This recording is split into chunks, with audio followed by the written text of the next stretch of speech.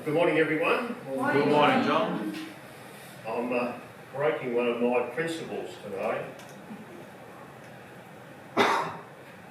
Normally, when I ever speak, I usually chuck the message away afterwards because, you know, the children of Israel get manna, they'd have fresh manna every time, and if I preach something similar, I'd never use the other stuff again. But I don't know, like 4 or 5 months ago, I spoke at the Salvos with my mate Tiang's Chinese lot, and the message there, and then I saw one of the Chinese blokes a week or so later, and he said, "Oh, that was pretty good." And I thought, well, that's a win. One person liked it, so I thought, I'll hang on to that one. So, remember earlier on in the year, we did the story, and we sort of bounced through the Bible and there's little bits and pieces of God's story. And as I remember, we didn't bounce down on the book of Jonah that I remember. I bounced down on the book of Jonah today because that's what I spoke to the other folk about. And so the little message, the story is called, got my glasses on, I see what I'm doing. Where are they? Which pocket? Oh, let me wallet. Sorry. I knew they were around there somewhere. Where was I up to? Yeah, so we're doing the books. The message is called Lessons from Jonah, and we'll have a little bit of a background history first, because the book of Jonah just sort of lands in the middle of the Old Testament. There it is. You don't hear much about Jonah, and that's it. How does that fit into all God's plan and story? Well, I've sort of worked this around a little bit different than when I spoke to the Chinese folk. But anyway, so lessons from history. Jonah, whose name means dove, was a prophet to the northern kingdom of Israel around 800 to 700 BC. So there's going to be a quiz on all these numbers later. No, I'm only joking. Israel at that time was divided into 2 kingdoms, although one people. Before we talked about who we have, Jehoshaphat. He was from king of Judah, and Jonah was a prophet to Israel. The northern kingdom was called Israel, and the southern one was called Judah. They were ruled by different kings with different governments. Because they were collectively God's people, God sent them prophets to lead and guide them. And when you read the Old Testament, you often read about the kings and prophets of Judah as distinct from the kings and prophets of Israel. You know, when you sort of start off a new Christian, you get heads, you know, jump at Jehoshaphat, who's this king sort of thing, you know, as you go through, you can't get your head around who's who and who's what. But when you realise that they're 2 separate kingdoms, they have different lots of prophets and different lots of kings. And God spoke different things to each lot, and some things was together. Now, the kings of Israel had been fighting the kings of Damascus on and off for nearly 100 years. And in the process had lost territory to the king of Damascus. Now we'll read a little about it in 2 Kings 14:25 to 26. We read that Jonah had a word from the Lord that Israel's lost territory would be restored to them. And I'll just read that little bit out. And it's talking about the king there was Jeroboam. Now there's 2 Jeroboams, the kings of Israel. The first one was when they first divided, was a Jeroboam. Then there's this Jeroboam here, which is a lot later, and he's, I think, was the second last king before they were taken into captivity. Anyway, this Jeroboam, he did evil in the sight of the Lord and did not turn away from any of the sins of Jeroboam, son of Nebat. That was the first Jeroboam. And we're not talking about wine bottles either. You know the Jeroboams and the Nebuchadnezzars and Methuselah's the size of wine bottles? You knew that? Oh, they're not. The question is, how many bottles of wine in a Nebuchadnezzar? You can win a lolly. And Jeroboam, I looked it up, actually this is just fun. There was 6 bottles of wine in a Jeroboam, but a Nebuchadnezzar, because they're named after biblical kings, yeah, his was 20 bottles of wine. So if you had a bottle of wine after dinner and you had a Nebuchadnezzar, you wouldn't be standing up in the morning, I don't think. Anyway, this Jeroboam, the current Jeroboam, which is Jeroboam 2, he did evil in the sight of the Lord and did not turn away from any of the sins of Jeroboam the son of Nebat. So if you realise that Jeroboam, the first Jeroboam, we're going to get to Jonah later, so go home. The first Jeroboam did evil in the sight of the Lord, and that followed right down through a whole heap of kings to the second last king, and they're still not doing the right thing. Israel wasn't doing the right thing. And he did not turn away from any sins of Jeroboam the son of Nebat, which had caused Israel to commit. He was the one who restored the boundaries of Israel from Lebo Hamath, excuse my pronunciations, to the Sea of Arabah, in accordance with the word of the Lord, the God of Israel, spoken through his servant Judah, the son of Amittai, the prophet from Gath in Hepher. And it goes on, the Lord had seen how bitterly everyone in Israel, whether slave or free, was suffering. There was no one to help them. Since the Lord had not said he would blot out the name of Israel from under heaven, he saved them by the hand of Jeroboam, the son of Jehoash. So here we are, the God's delivering Israel out of the hands of their enemies there. Not that they were any good, or they were all actually doing the wrong thing right through their history, but he wanted to preserve Israel. But what we get out of this, that Jonah was a prophet to Jeroboam and to Israel at that time, and that was his credentials. So when Jonah just didn't drop out of the sky in the book of Jonah, and here he was from nowhere, he had a background. He was a prophet. He'd been tested and tried, and his prophecy had come true. And if you go on, in 1797, here's another number for you, the Assyrians attacked Damascus, and they allowed Israel to restore her borders. However, Assyria remained a threat to the safety of Israel. So that's a little background history of there. When I first started off, I said Jonah's names mean dove. Well, we'll come a bit more into that a little later on. Now we come to the book of Jonah. And I guess you're all pretty familiar with the book of Jonah, so I'm not going to read the whole box and dice, but I'll turn over to the book of Jonah for myself in a minute. We read that Jonah was called by God to go to Nineveh, the capital of the Assyrian Empire, the biggest city in the world at that time. So Nineveh was the biggest city in the world. It was renowned for its brutality, its idolatry and sexual living. Now, Jonah became true to his name, as a dove in those days was regarded as senseless and stupid. He did a stupid thing. Instead of trusting God that God would protect him, fearing he would be tortured to death in some horrible way, he jumped on a ship at Joppa and headed the opposite way. Now that's a lot different than Maxine's grandfather. He jumped off a ship in Sydney and headed for Wentworth. That's right, isn't it?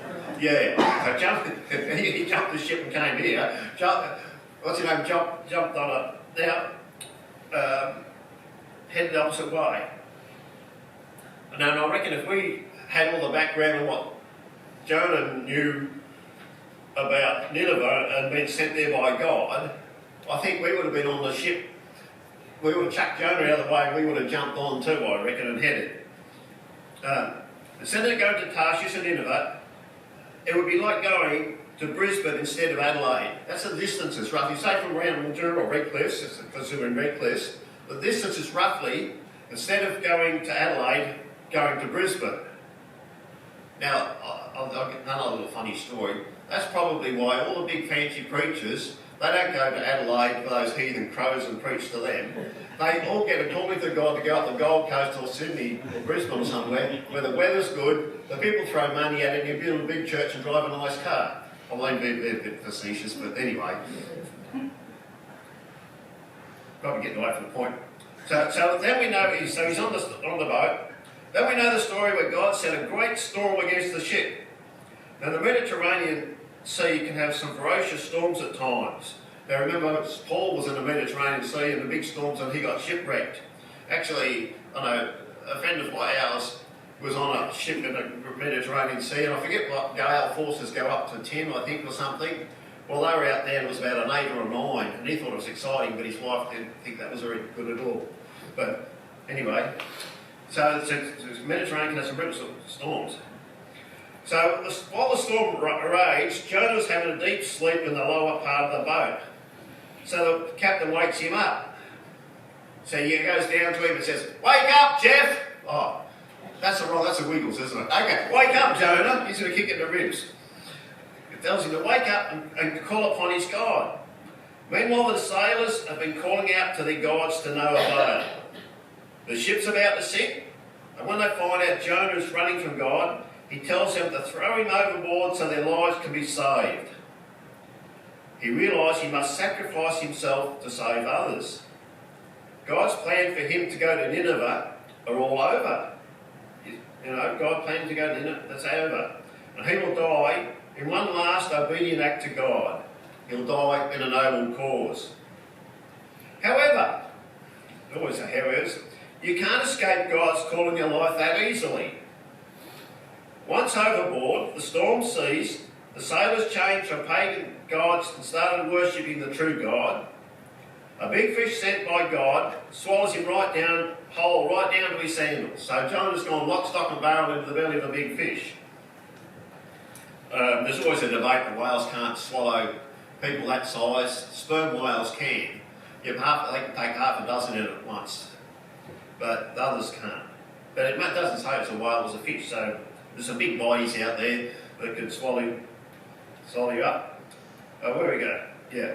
So, in the early 1900s, a sailor hunting whales was lost overboard and swallowed by a sperm whale and found barely alive inside its stomach when the sailors were cutting it up to process it. He eventually recovered and went back to work. When they got him out of the ship's belly, they let him recuperate in the captain's cabin. Apparently he was insane. He lost his mind for a week or two. Then he recovered a bit, and within about a fortnight they had him back at work. They didn't sort of helicopter him out for hospital or anything. No, he had a holiday in the whale. No, back to work, sunshine. Gee, they were tough. Anyway, and then chapter 2, which I'll read, is a prayer of Jonah from inside the belly of the fish. I'll just read that prayer of Jonah's. And it's a big prayer, it's a really good one. I think if you're inside the belly of the fish, I think even I might have come up with a decent prayer or two, I don't know. If I'm inside the fish, Jonah prayed to the Lord his God. He said, "In my distress I called to the Lord, and he answered me. From the depths of the grave I called for help, and you listened to my cry. You hurled me into the very heart of the seas. The currents swirled about me, and all your waves and breakers swept over me. I said, I have been banished from your sight, yet I will look again toward your holy temple. The engulfing waters threatened me, the deep surrounded me, seaweed was wrapped around my head. To the roots of the mountains I sank down, the earth beneath barred me in forever. You brought my life up from the pit, O my God. When my life was ebbing away, I remembered you, Lord, and my prayer rose to you, to your holy temple. Those who cling to worthless idols forfeit the grace that could be theirs. But I, with a song of thanksgiving, will sacrifice to you. What I have vowed, I will make good. Salvation comes from the Lord." And the Lord commanded the fish that vomited Jonah up onto dry land. Isn't that a fantastic prayer? I reckon it's a beauty. Where are we up to? The notes here. Oh, yeah. So Jonah has a real change of heart. And once again acknowledges God's lordship and calls upon it. He acknowledges God's lordship and his call upon his life and commits to obey God regardless. Now Jonah was in the fish's belly for 3 days and night, and the fish wasn't feeling too good. As God's prophets weren't its normal diet, so it did what we do when we're sick in the belly, we vomit. Now a little aside, I remember on our honeymoon, and I remember this vividly, and that's nearly 50 years ago. Yeah, Maxine can probably remember it too. She can remember it, righto. Haven't had lunch, have you? We had pizza on our honeymoon, not long after, probably in the first day or two, wasn't it? It was pretty early. When Hardy left home, we had some pizza, which was fairly new in Australia at the time. And I got crook, I got sick. And it churned around in there, and 1 or 2 days later, I tossed up. And I can still see undigested pizza, I tell you. And it was years before I would go anywhere near a pizza again.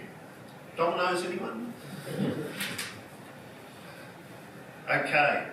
Now, when you've been in the belly of a fish for a while, the gastric juices begin to work on you, and your skin pigment is eroded. And it's a fair possibility that Jonah looked like a ghost. So there's all these, what is it, keratins, I think, what's on your skin, something like that. It's possible when Jonah obeyed God and finally went to Nineveh, the people had never seen anything like this man before. So white and pale, they're only speculating here, which possibly opened the door for him to tell his story of their miraculous deliverance and have them believe his message that unless they changed their ways, their city would be destroyed. Now when the king heard the news, and he decreed the city call upon the Lord and turn from their evil ways and violence. They did this, and when God saw it, he had compassion on Nineveh and did not destroy it at that time. Now, Jonah spat the dummy then. Jonah got angry with God because God's grace towards Nineveh, the end of Israel, God's got angry with Nineveh. You think someone would punctuate their things better so it stops in the right spot?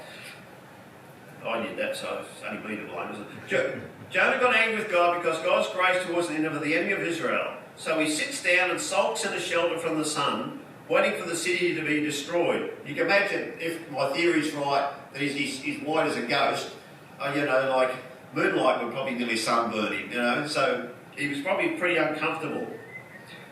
So God causes a vine to grow up his shelter to protect him from the sun and make his life more comfortable for him. Then he sends a hot wind to destroy it again. Jonah is angry. He's livid. He just wants to die.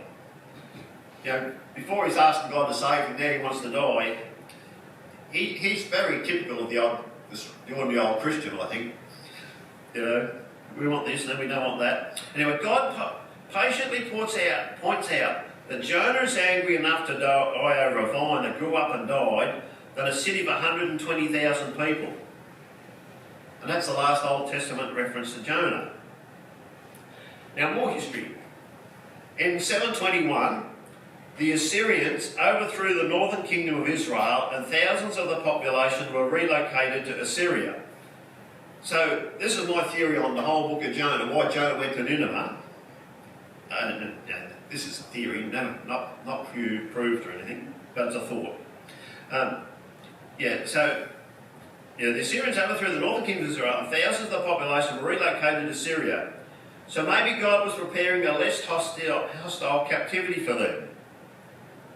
And then had Jonah sat around and waited, he would have witnessed the destruction of Nineveh in 612 BC by the Babylonians and Medes, who later went on to capture the kingdom of Judah and relocate most of the population to Babylon.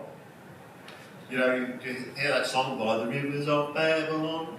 That was Judah, it wasn't Israel. So anyway, what are our lessons? I've got 5 lessons and there's an A and a B. Number 1, God has big plans and we only catch glimpses of them. God's got some fantastic plans for the nations of the world and everything's working out according to his plan. We can look at the trouble in the world and the Ukraine and Russia and everything. But if you look at biblical history, God uses all corrupt organisations and corrupt governments to do his will. He led old Pharaoh by the hook of the nose and, all those things. They think they're doing their own thing, and Nebuchadnezzar's another one, but they're actually fulfilling God's purpose. Actually, the funny thing about it, that God uses an evil person or a country or invade a country, to discipline his people. Later on, God kind of judges that country because they built up his people. It's a sort of funny thing, if you can follow that. But anyway, I'll get back here. God has big plans when he catch a glimpse of them. We can learn from the past what God has done, but only he knows the affairs and plans he has for the nations of the future. Like we see, like Paul said, I see through a glass darkly. We've got a bit of an idea that God's got a plan and this and that might happen. But really only God knows the fine details, how it's all going to work out. Number 2, so God's got big plans. Number 2, we're all part of his overall plan, and we need to play our part no matter how insignificant we are. We're all important, you know, and your plan in life might be just to be a mother or a father or a friend to your neighbour. That could be come down to that level. You don't all have to be preachers and go to the Gold Coast and get lots of money and drive a big car. You don't all have to do that. There's enough people out there doing that now. I shouldn't say that. Yeah, so we're all part of God's plan. Now, if God calls us to do something, we should do it with all our heart. You know, if we're to be a mum or a dad or a deacon at the church or a floor sweeper, we need to do it the best we can. And if we want to run away from God, we can do that, but we might end up having a holiday in the fish's belly, figuratively speaking. You know, when God calls you to do something, He expects you to do it. And then no matter how much we rebel or try to get away from it, He'll drag us back and do it. And we can do it easily, we can do it hard. Number 4, we need to be obedient. When God calls us to do something, we need to obey what God calls us to do. And then over in number 5 was Jonah was a type of Christ. We'll just have a look in Matthew chapter 12. Just read a little bit there. And the Pharisees had asked Jesus a question, and He answered, "A wicked, adulterous generation asks for a miraculous sign, and none will be given them, except the sign of the prophet Jonah. For as Jonah was 3 days and 3 nights in the belly of a huge fish, so the Son of Man will be 3 days and 3 nights in the heart of the earth. The men of Nineveh will stand up at judgment with this generation and condemn it, for they repented at the preaching of Jonah, and now one greater than Jonah is he." And then he goes on about the Queen of Sheba going up. Yeah, so Jonah was a type of Christ. He said, Jonah laid down his life for the sailors. He laid down his life. He gave up his life that they might live, just as Jesus laid down his life for us. And then he was died. Well, theologians debate whether Jonah died in the belly of the big fish or he didn't, but I think the scripture indicates that he did. Because he said he raised him up from the grave and things like that. He died and was buried and raised again to save Nineveh from destruction, just as Jesus did the same for us. So there's our lessons. God's giving plans. We're all part of His plans. If He calls us, we better do something we should do with all our heart. We need to be obedient, and we realise that Jonah was a type of Jesus, and Jesus knits the whole thing together. Okay, that's it. Thank you very much.